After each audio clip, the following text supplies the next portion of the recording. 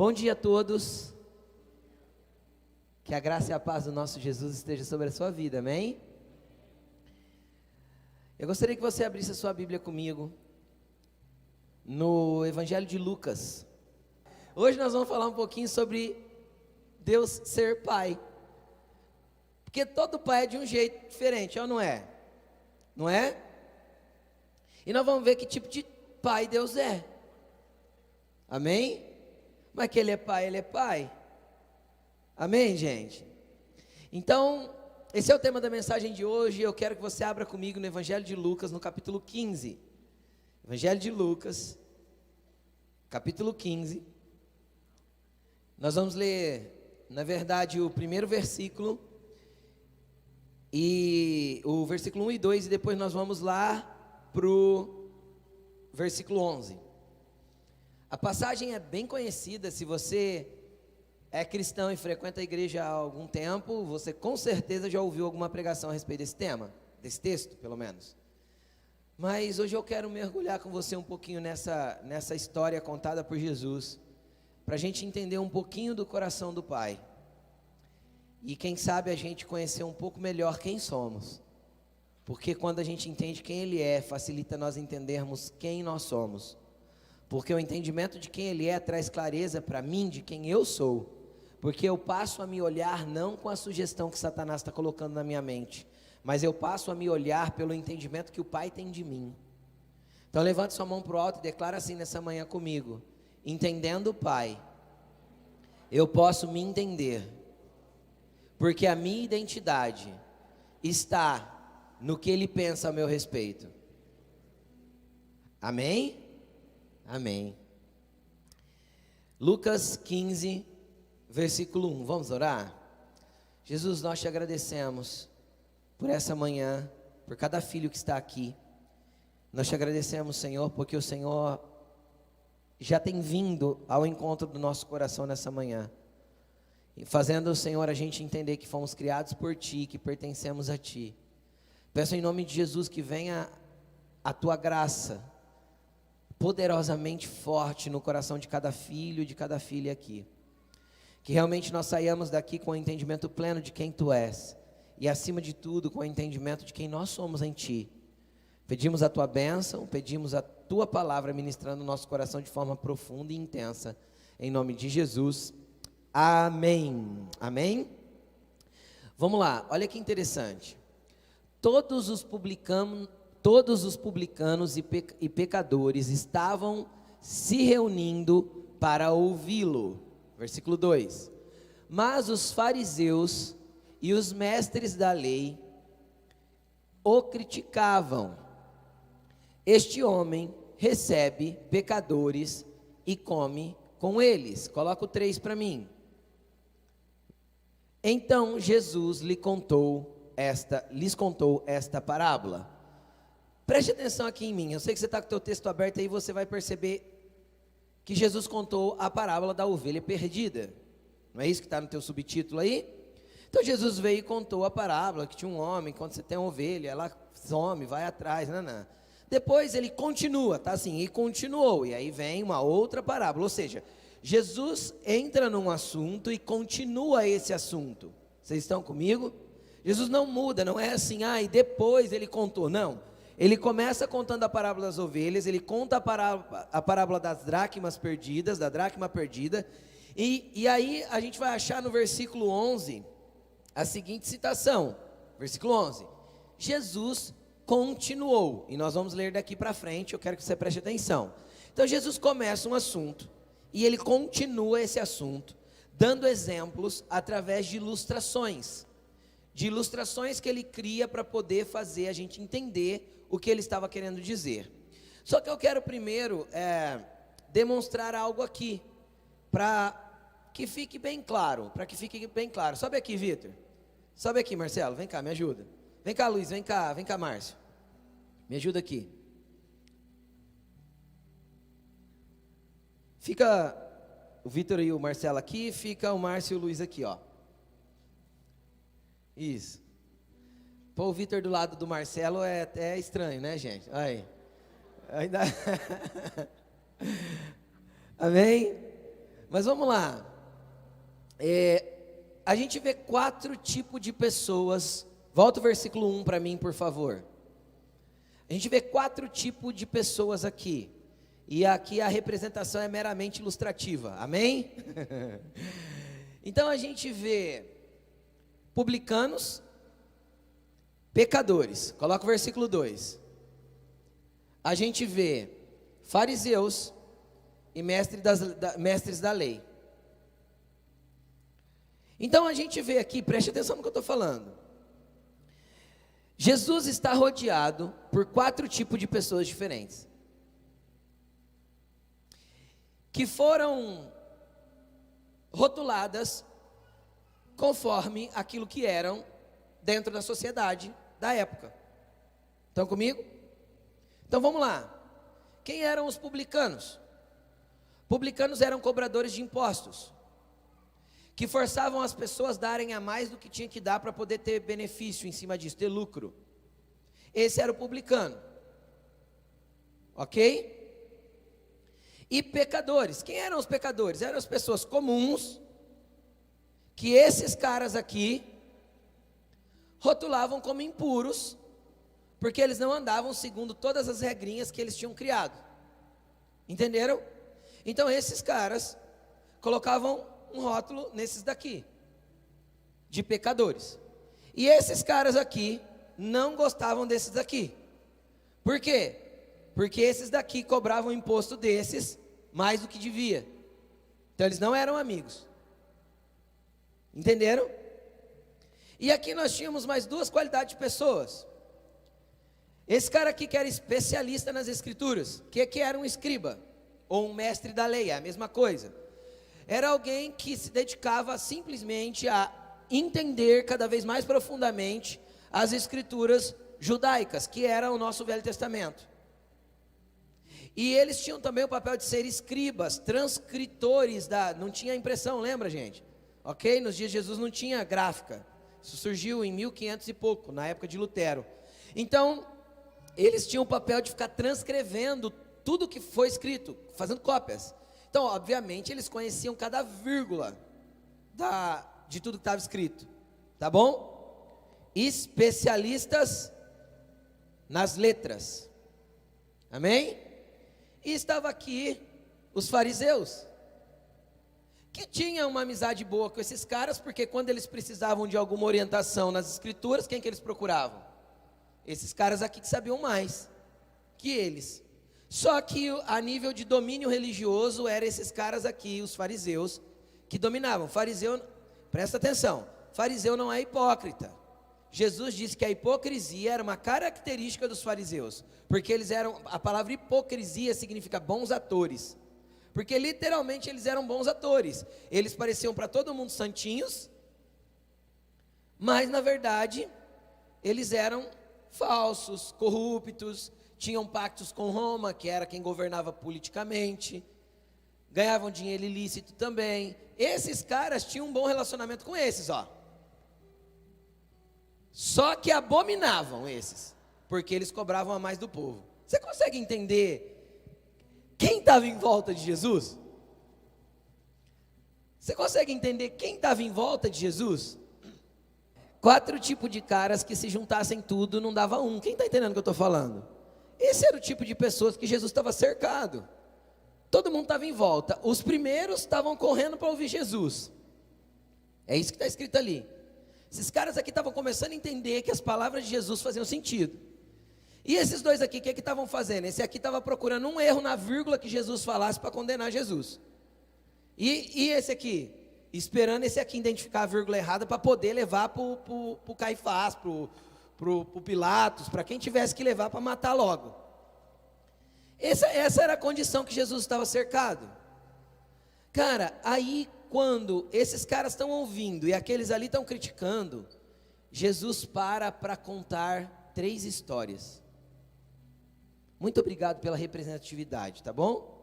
Os exemplos são meramente ilustrativos. Amém, gente?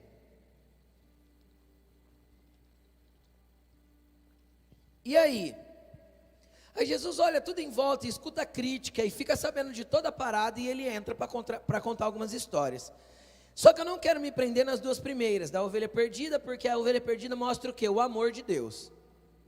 Olha, tinham 100 ovelhas, uma se perdeu. O dono do aprisco deixa as 99 e a 99 vai atrás de uma. Isso tem a ver com o amor, que às vezes a gente canta que é violento de Deus, que é bem isso. Ele vai atrás de uma que se perdeu. Deus ama todos. Você pode dizer amém?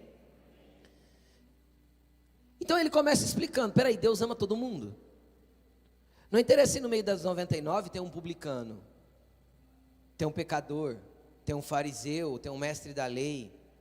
Deus ama todas as suas ovelhas. Então levanta sua mão para o alto e fala assim: eu sou ovelha de Jesus e Ele me ama. Amém? E Ele ama até a que foge, e Ele ama até a que pula a cerca. Ele ama. Ele ama quem mata, Ele ama quem rouba, Ele ama quem para nós é reprovável, condenável. Ele ama quem nós mataríamos. Quem está entendendo o que eu estou falando? Ele ama quem num júri nós executaríamos. Você entende isso? Ele ama. Ele ama todos os seus filhos, mesmo o filho que está fora do aprisco. O amor de Deus é incondicional e ama a todos. Ama a todos. Amém? Aí ele conta a parábola da dracma perdida. E a parábola da dracma perdida, ele está falando de uma moeda. A dracma era uma moeda. A mulher tinha 10 moedas, que tinham valor, não era o valorzinho de moeda que a gente tem hoje, moedas valiosas, e ela perdeu uma. E a Bíblia diz que ela acende a luz da casa, ou seja, pessoas que perderam seus valores dentro da própria casa, e ela varre a casa, ou seja, era uma casa com valores perdidos e suja, e ela encontra. Então ele fala, olha, o amor de Deus ama tanto que mesmo na casa suja, perdida e sem valor, existem valores escondidos debaixo da sujeira que Ele quer levar você a encontrar. Você pode dizer um amém?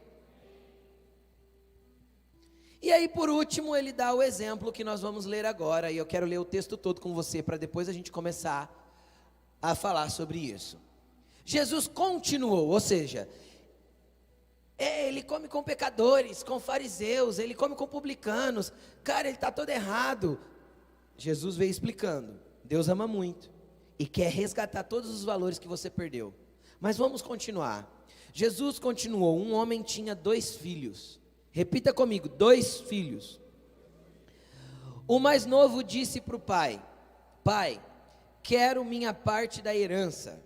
Assim ele repartiu sua propriedade entre eles. Eu quero que você preste atenção nisso. Preste atenção nisso, porque de verdade eu nunca tinha reparado isso. Pode ser que você já reparou, eu nunca tinha reparado.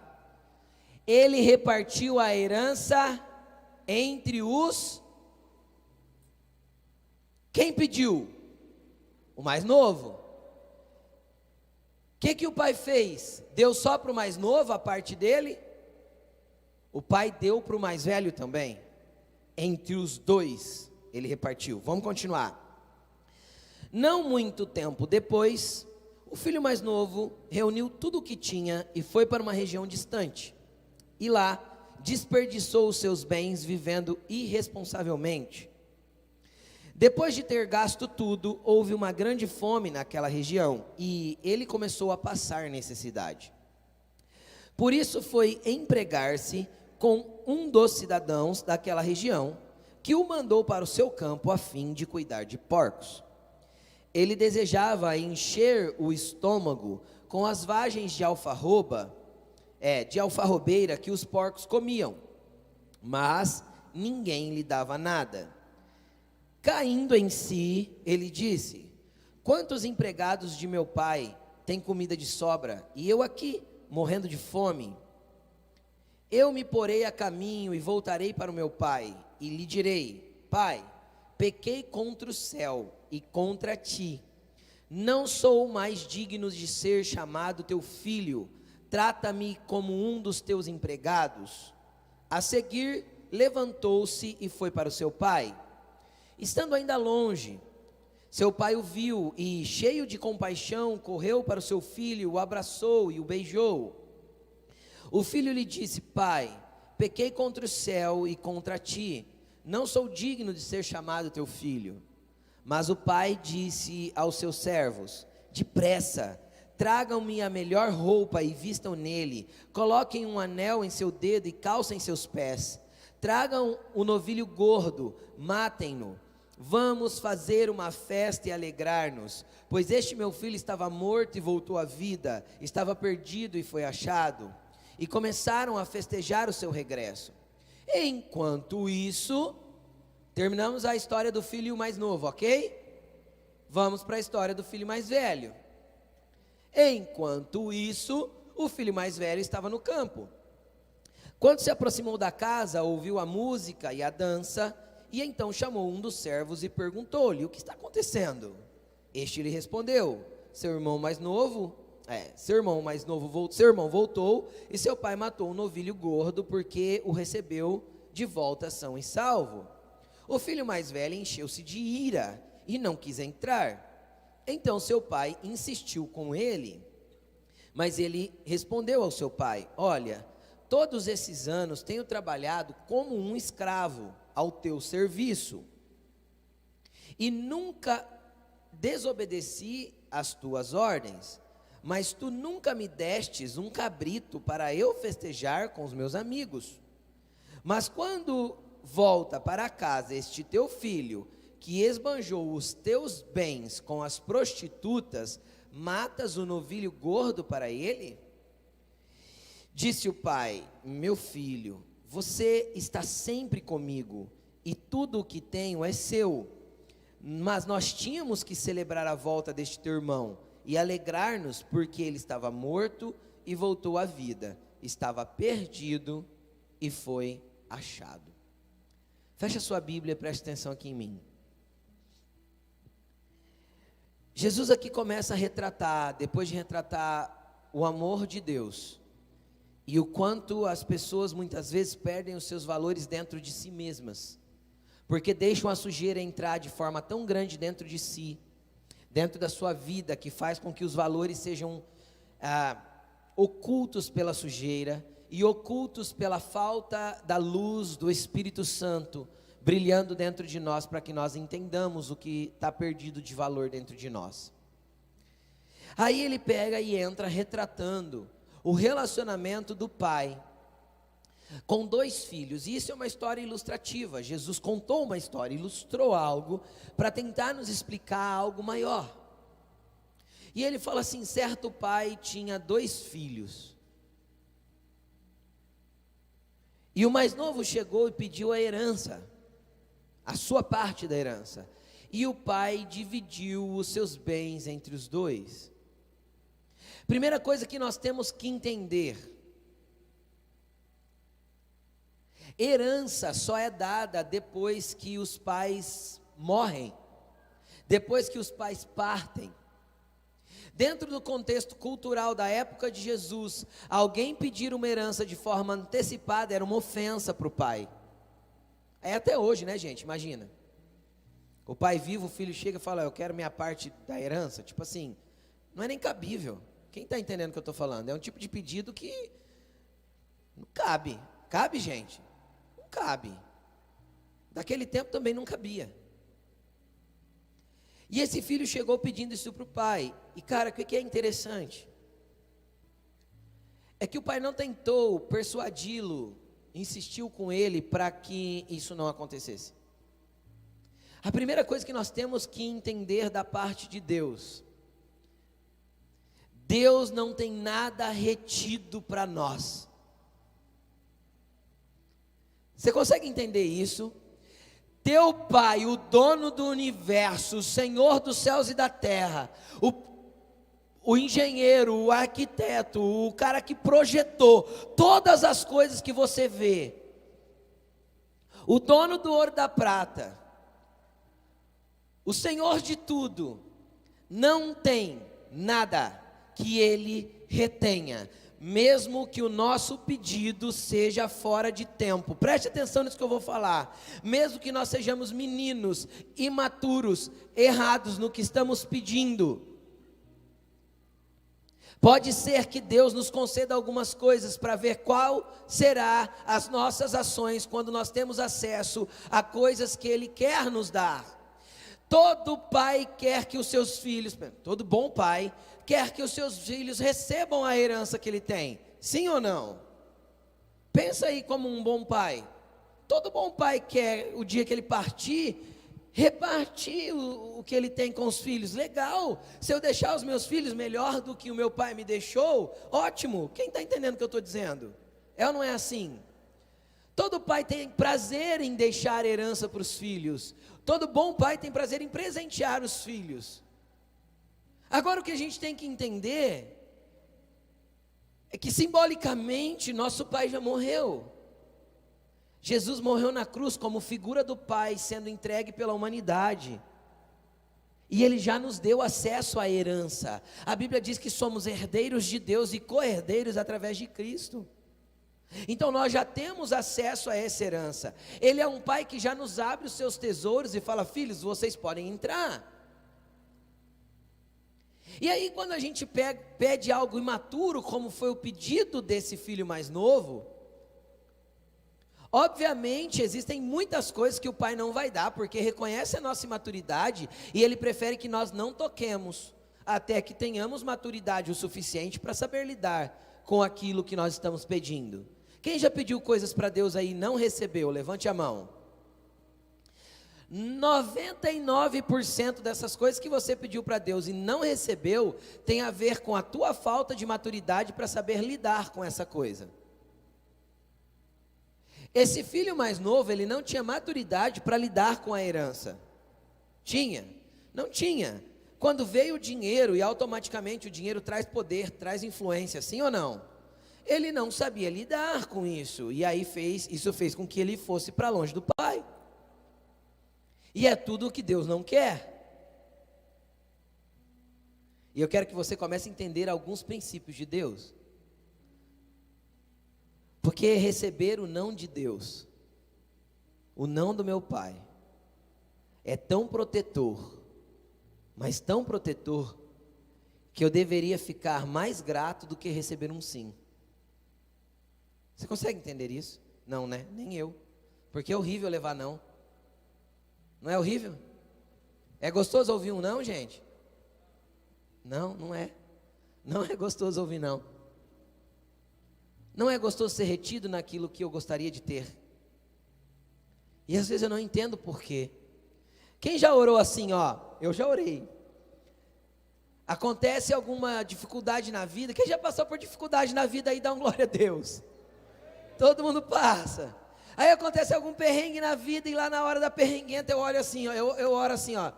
Deus, por que isso está acontecendo? Eu estou fazendo tudo tão certinho. Deus, estou até indo na igreja todo domingo. O pastor está abrindo inscrição, estou me inscrevendo rapidinho, Jesus, para não perder o culto. Não é assim? Você já orou assim? Quem já orou assim, gente? Eu já. Tentando reivindicar de Deus e mostrar para Ele que eu estava bonitinho. Não é? Pai, o Senhor é meu pai. Eu estou tão bonitinho. Por que o Senhor não está me achando bonitinho? E a gente ora reclamando com Deus que a vida não está de acordo com aquilo que a gente esperava que ela estivesse. É a gente olhando para a herança e falando assim: Deus, me dá essa herança aí logo. Por que o Senhor está retendo alguma coisa de mim, Deus?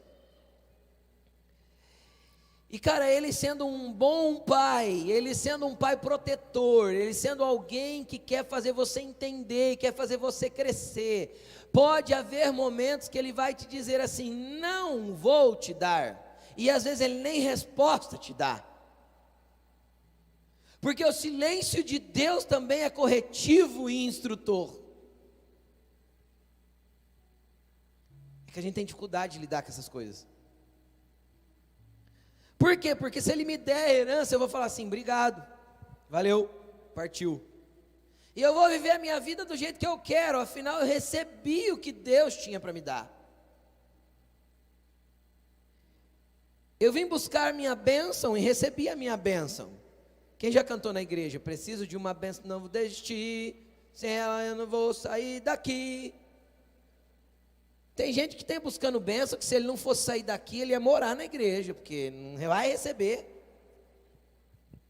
Não é? Não vai receber. Não vai receber porque não tem maturidade para lidar, porque a hora que receber, vai gastar e desperdiçar a bênção de Deus com coisas que Deus não queria que você se envolvesse. E não tem nem a ver com parar de frequentar a igreja, porque tem gente que olha para esse texto e fala, esse aqui é o filho pródigo, é o desviado. Não é não. Pode ser que ele permaneça na igreja, mas ele não está mais na casa do Pai. Porque estar na casa do Pai não é estar na igreja. Porque eu posso fazer parte de uma igreja, frequentar a igreja, sentar no banco todo domingo, mas não ter acesso mais à casa do Pai. Eu frequento a igreja, mas frequento o chiqueiro. Eu frequento a igreja, mas minha vida é se relacionar com os porcos. Eu frequento a igreja, mas a minha conduta é conduta de desperdiçar as bênçãos de Deus com as prostituições da vida.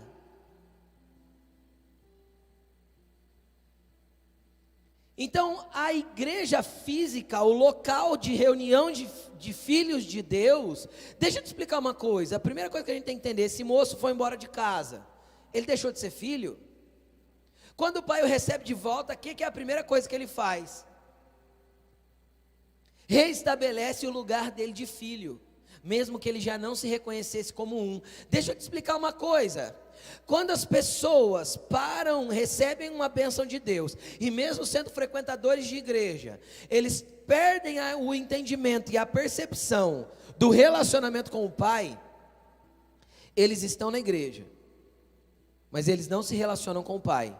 E não se relacionando com o Pai, automaticamente e gradativamente, eles passam a desperdiçar aquilo que eles têm recebido de bênção da parte de Deus. Eles passam a desperdiçar a própria vida, nós passamos a desperdiçar aquilo que temos recebido de graça, de misericórdia, de amor, e a gente vai se envolvendo, primeiro com as prostituições da vida, com os pecados da vida, com os erros e com os benefícios que a vida oferece. De repente a gente se vê misturado com o chiqueiro, mas ainda assim meu pai está lá na varanda de casa olhando para mim, esperando eu voltar. Ele me vê entrando por aquela porta, sentando numa cadeira, e ele fica na expectativa de que eu caia em si, porque o que me faz voltar para a casa do Pai, é eu cair em si, e correr de volta para os braços dele. E aí é interessante que esse filho, está lá no chiqueiro, está com fome, e o que a fome significa? A fome significa que aquilo que ele está recebendo já não está entrando mais dentro dele como uma nutrição espiritual. A palavra de domingo não faz efeito mais, não muda mais, não transforma mais. Quem está entendendo o que eu estou dizendo? Eu frequento domingo após domingo, culto após culto, e a minha semaninha continua sendo a mesma mediocridade, a mesma mente limitada, a mesma falta de transformação, a mesma coisa que eu sempre fui. Eu nunca mudo, eu nunca sou diferente, pelo contrário, a vida vai de mal a pior, um abismo vai chamando outro abismo, cada dia eu estou indo mais para o buraco, e cada dia eu me aproximo mais do chiqueiro, dos porcos, e cada dia eu sinto mais fome, mas eu não entendo que essa minha fome tem que ser saciada pelo Pai. Eu entendo que essa minha fome tem que ser saciada pela comida dos porcos. Qual foi o primeiro entendimento do filho? Eu tenho fome. Que comida eu tenho? Eu tenho a comida dos porcos, as vagens que os porcos comem. Poxa, ninguém me dá vagem de porco. O primeiro instinto dessa pessoa normalmente é buscar uma satisfação naquilo que o mundo pode oferecer. Quem está entendendo o que eu estou dizendo? É buscar uma satisfação naquilo que o mundo pode oferecer, não no que o Pai tem para dar. Então eu estou insatisfeito, eu estou mal, eu vou lá beber uns goró, porque assim eu esqueço da vida. Entende ou não? Ah, você quer saber também? A pessoa tem um pouquinho de condição, vamos tirar umas férias. Eu estou precisando de descanso. Na verdade, a fome que está dentro está gritando: na casa do pai tem pão. E o pai não deixou de fazer pão fresquinho porque você não está lá. Você entende isso? Na casa do pai tem pão e o pai não deixou de fazer o pão novinho porque você não está lá. Tem pessoas comendo do pão do pai e você está aí querendo comer a vagem do mundo. Então as pessoas vão buscando todo tipo de alternativa para tentar encher a fome que está dentro. Quem está entendendo o que eu estou falando? É ou não é assim?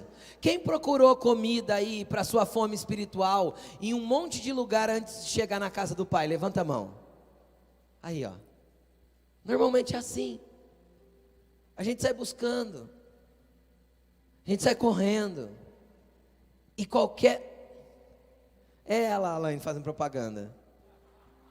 Tem o IGTV da Alaine que ela conta da história dela, saiu essa semana, sobre como a família dela percorreu um monte de lugares antes de encontrar a casa do pai.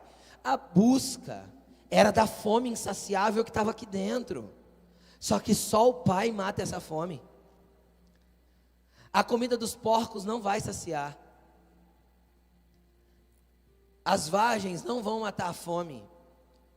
A viagem, o rolê, uma noite de sexo num dos motéis da vida, não vai matar a fome, não vai matar. É só mais um pouquinho de comida de porco que a gente está experimentando e achando que está saciando a fome. Amanhã de manhã, o buraco dentro vai estar maior que antes. Entenderam? E às vezes você já passou por uma igreja, às vezes você já ouviu falar que é Deus, que é Pai, até porque isso é um ditado popular, é ou não é? Quem já ouviu? A pessoa está no perrengue, mas Deus é Pai. Que Deus é Pai todo mundo sabe, mas que tipo de filho eu sou? Que tipo de filho eu sou? Cara, em que categoria o filho 1 se enquadra? Nessas duas aqui, ó. Publicanos e pecadores. Como assim? Pecador, a Bíblia retrata que ele pecou, sim ou não? E publicano, ele não cobrou a herança do pai antes do tempo? Fora de hora? O que os publicanos faziam? Cobravam de forma errada aquilo que eles não tinham direito de cobrar. Então Jesus pega a ilustração do filho mais novo e mostra esses dois caras aqui, e às vezes a gente se encaixa nisso. A gente cobra as coisas de Deus, porque a gente ainda tem uma perspectiva, eu falo a gente meio que de forma geral, tem pessoas que não, graças a Deus, mas a gente ainda tem uma perspectiva de que Deus é que é nosso servo. Deus, eu preciso? Quando na verdade é nós que somos servos dele. Ele só continua na varanda de casa, na cadeira de balanço, olhando no horizonte, esperando eu voltar. Mas quando eu caí em si, de que aquilo que o mundo está me oferecendo não está me satisfazendo, e o modelo de vida que eu estou vivendo só está me levando cada dia mais perto do chiqueiro dos porcos. E o pai está lá todo dia à tarde, olhando no horizonte, esperando. Volta, filho, porque está saindo mais uma fornada de pão quentinho. Volta, filho, porque tem roupa limpa para pôr em você. Volta, filho, porque eu tenho sandálias novas para colocar nos seus pés. Volta, filho, porque eu ainda tenho o anel da aliança para colocar nos seus dedos, porque o meu sangue ainda tem poder de te reconciliar comigo e de te colocar num lugar na casa do qual você nunca deveria ter saído. O pai continua de braços abertos, só que os filhos não caem em si. Não caem em si. E aí o que é interessante? Eu vou fazer um paralelo agora com o filho número 2, filho mais velho. E depois eu quero voltar para o meio da história para a gente entender o ponto principal disso. O filho mais velho. O filho mais velho estava trabalhando. E trabalhava muito. Era dedicado. Servia com excelência.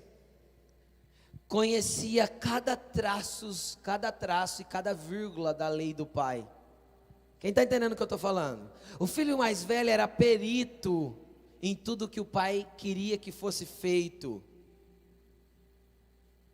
O filho mais velho retrata esses dois caras, porque religiosamente ele seguia todas as ordens. E indiscutivelmente ele conhecia tudo que o pai gostava. Então o filho mais novo retrata aqueles dois caras, e os mais velhos, o mais velho retrata esses outros dois. Ele nunca saiu da religião, ele nunca se desligou da igreja. Ele sempre cumpriu tudo rigorosamente certo aos olhos dos homens e aos seus próprios olhos. Qual que é o centro do problema do filho mais velho? Ele tinha o que esses dois caras tinham de sobra: um senso de justiça própria. O filho mais velho, ele olhava para si mesmo, ele falava assim: eu sou um cara top.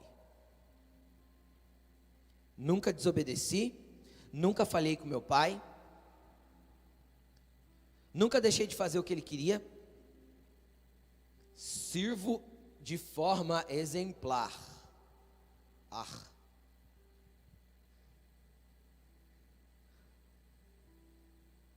Sirvo no modelo que me mandaram servir. Quem está entendendo o que eu estou falando? Chego no horário, não me atraso. E não que isso não seja bom, tá, gente? Ok? Servir de forma exemplar, chegar no horário, não se atrasar, é excelente. Mas o teu coração não pode estar gerando justiça própria por causa disso. Entenderam ou não? Ainda que nós façamos tudo certo, Paulo mandou a gente se considerar como servo inútil. Porque quando eu me considero servo inútil, mesmo fazendo tudo certo, eu continuo dependendo da graça e da misericórdia de Deus para comer na mesa dele. Porque não tem a ver com o meu mérito, tem a ver com o que ele me chamou para ser. E aí esse filho mais velho fazia tudo direitinho. Mas chegou um dia que as duas realidades foram chocadas. As duas realidades trombaram. Que é exatamente o que Jesus estava vivendo. Ao redor de Jesus, publicanos e pecadores. Do outro lado, fariseus e mestres da lei. Ali, as duas realidades se chocaram. Quem está entendendo o que eu estou falando? Trombaram. E aí, na história que Jesus ilustra, de repente as realidades se chocam também. O filho mais velho volta no final da tarde, cansado de trabalhar o dia inteiro para o pai, como um escravo. Você viu que ele falou isso? Te sirvo como um escravo. Primeira coisa que o filho mais velho costuma ter de mentalidade. Ele não tem uma mentalidade de filho, ele tem uma mentalidade de escravo. A pessoa que não tem consciência de quem é em Deus e busca uma justificação, ou tem uma justiça própria, a oração dele normalmente será dirigida assim, ó: Pai, por misericórdia, eu te imploro. Porque a pessoa que ora assim não tem entendimento de quem o pai é. Porque ele não se relaciona com o pai, ele sempre está pedindo como um escravo, como alguém que não tem direito. Quem está entendendo o que eu estou falando? Pai, eu te imploro, por misericórdia. Ou senão ele reivindica o seu crédito pessoal que ele acha que tem diante de Deus. Ele ora mais ou menos assim. Teve um pregador que pregou assim e orou assim durante muito tempo: se ainda tenho crédito contigo, eu fico pensando, quem sou eu para ter crédito com Deus? Que crédito eu tenho diante do meu pai? Se ele é dono de tudo e eu sou só servo realmente, mas ao mesmo tempo eu sou filho e herdeiro, meu crédito não está em quem eu sou, mas no que ele me tornou, filho. Entenderam isso? E esse cara era religiosamente certo. Só que a hora que ele viu o pecador que desperdiçou os bens do pai, voltando para casa e sendo recebido em festa, dá um tilt na cabeça dele. Por quê? Porque ele não tinha consciência da primeira parábola. Qual que é a primeira parábola? Deus ama todo mundo, mesmo os que fugiram do aprisco. Sim ou não? Por quê? Porque normalmente é assim. Tem até uma canção do Mauro Henrique que diz o seguinte: que a lei sem amor, ela vira um laço. A fé sem amor, ela vira uma faca. E é mais ou menos isso que esse cara tinha. A hora que ele chega e ele vê o barulho de festa e dança, ele chama o servo e fala assim: está acontecendo aí? O servo abre um sorriso no rosto e fala assim: teu pai achou teu irmão, cara. Você não tem ideia o tanto que teu pai está feliz. Teu irmão estava perdido e foi encontrado. Ele caiu em si, ele voltou para o braço do pai.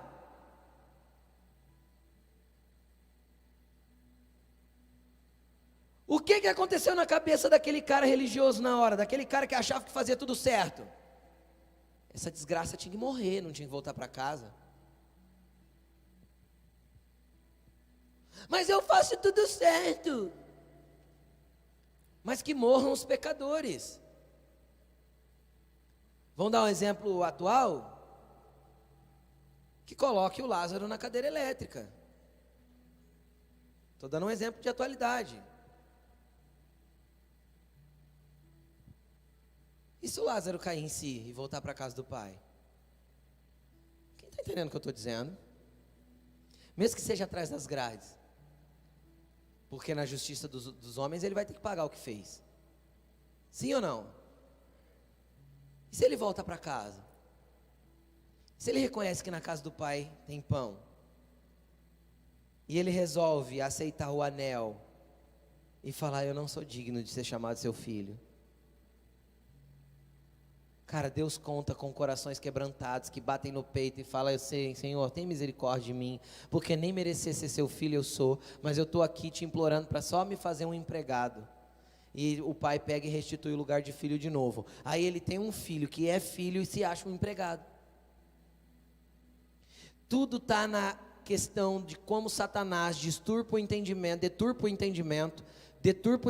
de quem somos. Quem está entendendo o que eu estou dizendo? O problema é que nós temos um inimigo que ele não está preocupado, preste atenção no que eu vou te falar, ele não está preocupado, ele não tem grandes problemas em você frequentar a igreja, desde que ele consiga manter a sua mente sem entendimento de quem você é no Pai.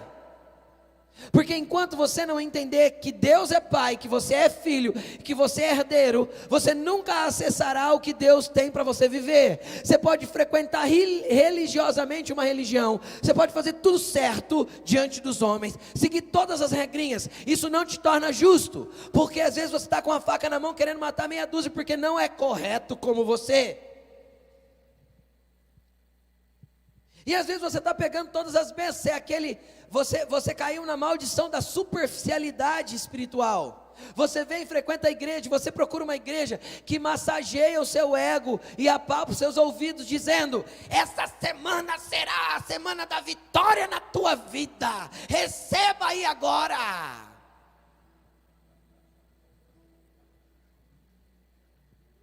E aí você pega a bênção de Deus e vai viver sua semaninha com os porcos.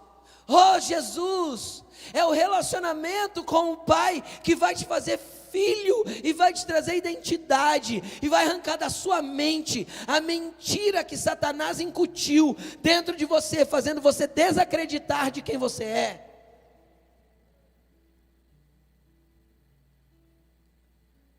Satanás costuma colocar aqui, ó: você não pode, você não consegue, Deus não te quer, Ele não te ama, não tem mais jeito para você. Ou senão ele coloca o outro lado, o outro extremo: você é top, olha que obra maravilhosa, nossa, Deus está contente com você agora, cara. E aí a gente vai criando um senso de justiça própria, a gente vai se inflando e parecendo um cara desse aqui. Só que na hora que a gente tem que praticar amor, não sai prática de amor, sai prática de ódio. porque a gente não aceita mais ninguém que não tem o nosso padrão. E aí a gente passa a rotular as pessoas como pecadores, merecedores do inferno ou merecedores da graça. E desde quando somos nós que estabelecemos quem pode receber graça e quem tem que receber inferno? Desde quando somos nós que julgamos se uma pessoa foi salva ou não? Quem somos nós para olhar para um caixão e dizer, esse foi para o céu ou aquele foi para o inferno? Desde quando nós temos esse nível de entendimento? Sabe o que Deus fez para Jó cair em si? A Bíblia diz que Jó era um homem justo e íntegro, reto diante dos homens. Só que Jó era orgulhoso. Sabe qual que é o papo de Deus com Jó quando tem que fazer ele cair em si? Jó, fala para mim, você se acha tão bom? Fala para mim, onde você estava quando eu coloquei os alicerces da terra? E quando eu estendi o universo? Onde você estava? Quem você era? E Deus começa a fazer Jó cair em si, como fez o filho pródigo. Jó, você está parecendo o irmão mais velho. Se Jó já conhecesse a parábola, não conhecia, mas se ele conhecesse, ele ia falar, Jó, você está parecendo o irmão mais velho, você faz tudo certinho, teus sacrifícios são bem oferecidos, você oferece sacrifício até além do que precisa, você faz tudo legal, mas Jó, você está se sentindo demais, cara. Satanás está podendo te tocar, Jó, porque tem brecha no teu orgulho. Porque você está sendo arrogante. Porque eu não posso ser injusto. Deus pode ser injusto.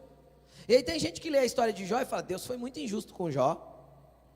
Deus não pode ser injusto. Injustiça não é uma característica dele. Ele ofenderia a sua própria característica se ele fosse injusto em alguma situação. Jó só estava sendo tentado, só estava sendo provado por aquilo que ele mesmo estava plantando, que era um posicionamento de filho mais velho. Bonitinho, fazia tudo certo, legalzinho, próspero, abençoado. Só que com uma mentalidade orgulhosa, com uma mentalidade fora do lugar. Não entendia que Deus era pai.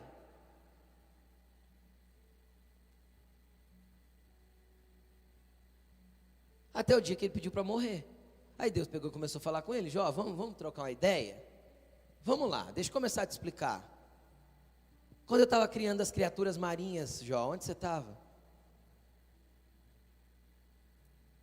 Explica para mim, Jó, como que a terra é feita?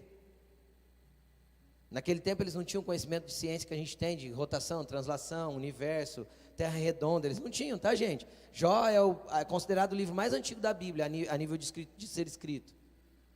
E Deus começa a perguntar para ele, quando eu desenhava toda a circunferência da terra, demoraram um tempão para descobrir que a terra era redonda, a Bíblia já fala que ela era uma circunferência.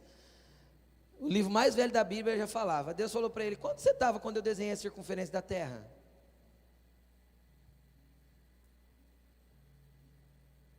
E Jó começou a cair em si.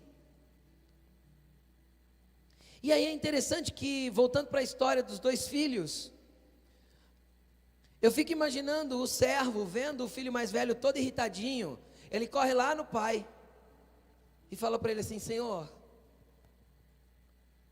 o seu filho mais velho está lá fora, bravo, esperneando, porque o senhor está fazendo festa com um bezerrão cevado aqui, boi gordo, no rolete.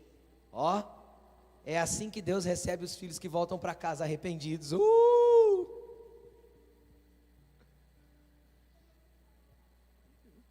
Deus é Deus de festa, gente. Nós estamos precisando fazer festa de novo. Tem que acabar esse negócio de pandemia logo para nós fazer umas festas, não tem? Tô até de xadrez por causa da festa de inverno hoje, ó. E o pastor André ficou com inveja e veio com a camisa igual a minha. Vai lá. Vai cantar, André? Nem te chamei aqui para exemplificar, porque eu falei, pronto, vai virar piada, né? Dupla sertaneja. Festa de inverno, gente, vontade de fazer festa. Deus é um Deus de festa, e Ele celebra, Ele estava lá celebrando, mostrando que há alegria, que há celebração, que tem boi no rolete, que tem alegria quando as pessoas caem em si e entendem quem são. O que aconteceu com o filho mais novo? Ele caiu em si e entendeu quem era. Pronto! Quando eu entendo quem sou diante de Deus, eu sou recebido com amor e carinho por Ele. Aí vem o filho mais velho e fica bravo, o pai vai lá. E o pai vai lá, e o que o pai trabalha com ele? Preste atenção, qual que é o trabalhar do pai com o filho mais velho? Deu dura? Ficou bravo? Foi um papo como o papo de Jó. Filho, olha onde o pai traz ele. É como se o pai dissesse assim, ó, filho, tudo que está na tua mente foi Satanás que criou. Deixa eu te contar quem você é. Você sempre está comigo. E tudo que eu tenho é seu. Mas eu não podia deixar de me alegrar pelo teu irmão que foi encontrado. Cara, olha Deus trazendo o filho arrogante, bravo, julgador, para o lugar dele também. Tudo que eu tenho é teu, e era mesmo. Por que era mesmo? Vamos voltar para o centro da história agora. Preste atenção. O pai dividiu a herança entre os... O pai não tinha mais nada. O filho mais velho chegou no pai e falou assim: pai, esse teu filho desperdiçou os teus bens. Os bens já não eram mais dele, do pai. Os bens tinham sido repartidos para os filhos. Quando uma herança é repartida, não é mais do pai. Quem está entendendo o que eu estou falando? Os bens estavam divididos, então metade dos bens era do mais novo e a outra metade era do mais... Na verdade, no tempo de Jesus, o primogênito tinha direito do dobro do filho mais novo. Isso era uma lei na época, direito de primogenitura. Direito de primogenitura. O que era a primogenitura? O filho mais velho tem direito do dobro de herança do filho mais novo. Amém? E aí o que acontece? Esse filho mais velho tinha o dobro do que o filho mais novo tinha. O dobro. E o filho mais velho estava bravo porque o mais novo tinha desperdiçado. Quem está entendendo o que eu estou dizendo? Presta atenção em mim, gente. Amém? Volta para cá. Vamos lá, continuando aqui. A herança tinha sido repartida para os dois. E o filho mais velho tinha o dobro de herança que o mais novo tinha. Aí o pai olha para ele e fala assim: tudo que eu tenho é teu. Só que você não compreendeu ainda. Então você está pedindo esmola de um cabrito, quando até o bezerro cevado que eu matei não era meu mais. Quem deu o bezerro cevado para o teu irmão celebrar foi você. Porque não é mais meu, porque eu dividi a herança, lembra? O que isso quer dizer para nós, cara? Quer dizer que quando alguém que está perdido foi encontrado, quem tem que celebrar somos nós, porque o pai já está celebrando. Quem está entendendo o que eu estou falando? Pai, tudo que o pai quer é uma consciência de que ele é pai e que nós temos que nos arrepender. Agora veja bem, quando o filho mais novo chega, se prostra diante do pai, o que ele diz? Pai, pequei contra o céu e contra ti. Eu quero que você pare para analisar comigo. Qual foi o pecado do filho mais novo para com o pai? Pensa humanamente. Para contra o céu a gente sabe, ele se envolveu com as prostitutas, com os erros da vida, com pessoas que não deviam, comeu lá no chiqueiro dos porcos, ele foi o pior que a vida podia oferecer. Esse foi o pecado dele contra o céu. Tá, e contra o pai, qual foi o pecado dele? Pedir herança antes do tempo. Agora você consegue entender que comigo aqui, entende comigo? Você entende que o filho mais velho também recebeu? E que o filho mais velho também pecou, tanto quanto o filho mais novo, de ter aceitado essa herança antes do tempo? Você entende que o filho mais velho praticou o mesmo pecado? Só que o filho mais velho nunca chegou diante do pai e falou assim: pai, eu pequei contra ti. Mas o filho mais novo olhou e falou assim: pai, eu pequei contra ti. Pedi a herança antes do tempo. Aí eu entendo quando a Bíblia diz que a festa junto aos anjos de Deus, quando um pecador se arrepende. Você quer acesso à casa do Pai? Tem um caminho. Arrependimento. Consciência verdadeira de quem nós somos, porque arrependimento só vem quando eu tenho consciência plena do que sou e do que estou fazendo. Porque enquanto eu não entender o quem sou e o que estou fazendo, eu não terei arrependimento para chegar genuinamente na presença do Pai, falando: Pai, me arrependo. E depende do nível de remorso que está dentro de mim, e o peso do arrependimento que foi gerado, eu vou falar para Ele: Pai, eu não sou nem digno de ser chamado seu filho. E Ele vai falar assim: mas eu te recebo, porque tudo o que eu precisava é que você reconhecesse isso. Foi o que Ele tentou fazer o filho mais velho reconhecer. Isso me mostra que arrependimento cabe para todos os tipos de filhos. E todos nós temos algo para se arrepender, mesmo aqueles que andam religiosamente certinho. Mesmo aqueles que fazem tudo bonitinho. Às vezes nós precisamos nos arrepender da arrogância, da presunção, da soberba, do individualismo e de tudo mais. O caminho para voltar para a casa do Pai é cair em si, independente do lugar que você esteja. O caminho para voltar para a casa do Pai é reconhecer o que a canção que foi cantada antes da pregação fala. Tudo tem a ver com Ele, tudo foi Ele que criou e nós somos só dependentes dEle, porque Deus é Pai. Que tipo de Pai? Que ama todos os tipos de filho, do publicano ao pecador, do fariseu ao mestre da lei. Ele ama todos. E a mensagem pregada através dessa parábola foi para explicar para esses caras que não tinha diferença, todos acessam a casa do Pai e todos têm acesso ao banquete do boi no rolete de Deus. Todos. Pastor, e o que eu preciso fazer? Entender que você é imerecedor da graça, imerecedor da herança, e que você carece, precisa, desesperadamente, do abraço do Pai. E o que Ele tem para te dar? Ele tem para te dar roupa nova. Isso fala da tua identidade no mundo espiritual. Sabe o que significa roupa? Fala aí para mim, num exército, numa coisa militar, como que se identifica que tipo de patente que a pessoa tem? O que muda uma pessoa da outra? As roupas, sim ou não? Tipo de estrela, o que tem no braço, o tipo de coisinha que tem aqui em cima, que eu nem sei como chama aquilo, esse tipo de coisa aí. É ou não é a roupa que muda? Sim ou não? No mundo espiritual, o que identifica você como filho de Deus é as vestes espirituais que você está vestindo. Pastor, tem base bíblica para isso? Muitas, muitas, muitas. A primeira coisa que Adão e Eva viu quando pecou era que estavam, porque eles tinham perdido as vestes espirituais de santidade que eles tinham. Eles tinham vestes espirituais de santidade, eles não estavam pelados no Éden. Mas aí quando eles pecam, eles perdem as vestes de santidade. Então eles olham para si e se veem nus. Entenderam?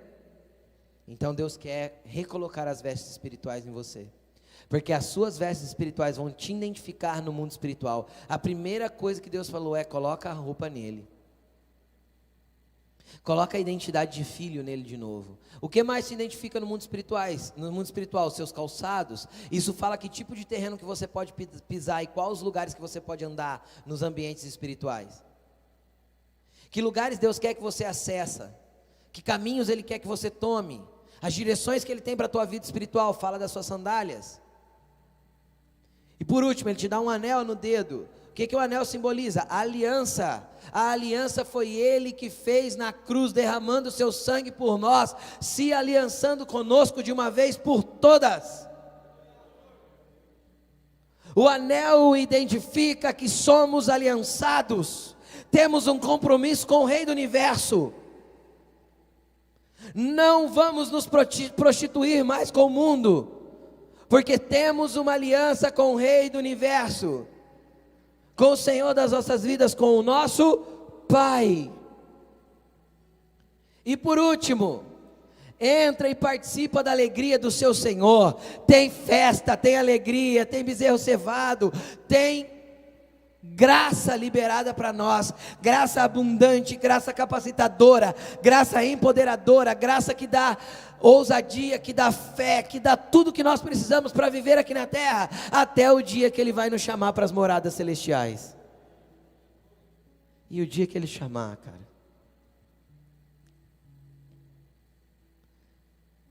triste vai ficar quem ficou, porque você vai embora feliz.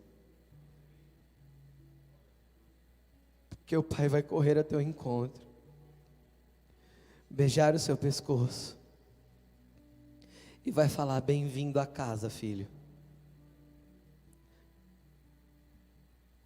Servo bom e fiel, foste fiel no pouco, sobre o muito eu te colocarei. Entra para a alegria do seu Senhor. Vamos comer bezerro cevado por toda a eternidade. É isso. E o caminho para esse lugar chama-se arrependimento. Reconhecimento de quem o Pai é. E acima de tudo, reconhecimento de quem eu sou nele. Quem eu sou? Eu sou um ninguém que conhece o dono de todo o universo e chama ele de Pai. É isso. Coloque-se de pé.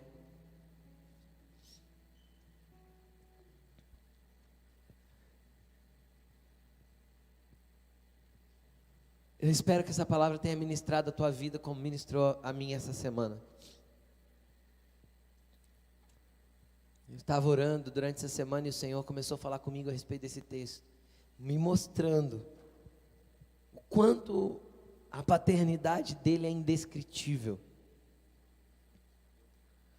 Então o que eu quero te dizer? Não importa onde você está, se você se sente no quintal da casa do Pai, ou se você se sente lá no chiqueiro dos porcos, só se levante e volte para casa agora. Tem pão quentinho, tem bezerro cevado, tem boi no rolete, tem alegria, tem festa, tem regozijo. E o caminho para encontrar tudo isso chama-se arrependimento. Arrependimento das obras mortas do pecado. É isso que o apóstolo Paulo diz. E o apóstolo Paulo, ou o escritor de Hebreus, chama isso de fundamentos da nossa fé. O arrependimento de obras mortas do pecado. Então começa a analisar a sua vida. É uma manhã de autoanálise. Porque às vezes você está vivendo a tua vida tão entorpecido que você não está percebendo onde você está. É uma manhã de você reconhecer, fazer igual a mulher da dracma. Lembra? Nessa manhã o Espírito Santo está acendendo a luz da sua casa interior. Para você ver se tem sujeira ou não. Para você tentar encontrar os valores perdidos. E quando você encontrar os valores perdidos, você vai voltar correndo para os braços do Pai. Então você vai pedir nessa manhã: Espírito Santo, jogue luz dentro de mim. Eu quero entender e saber o que está se passando aqui nessa casona aqui, ó. Eu quero entender o que está se passando aqui neste lugar. Se isso está se parecendo mais com um chiqueiro, ou se isso está se parecendo mais com um filho arrogante. Ô Jesus, quem sabe eu me perceba sentado na mesa do banquete com você. E Ele está dizendo: filho, eis que estou à porta e bato. Se você ouvir a minha voz nessa manhã e abrir a porta, eu vou entrar para a gente comer junto. Porque esse é o lugar de relacionamento que eu quero ter com você para sempre. Deus quer um lugar de relacionamento conosco para sempre. Comece a falar com Ele, querido. Essa manhã é sua e dele.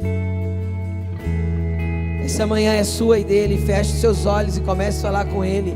Fala: Deus, me deixe entender o lugar que estou. Me deixe entender quem sou.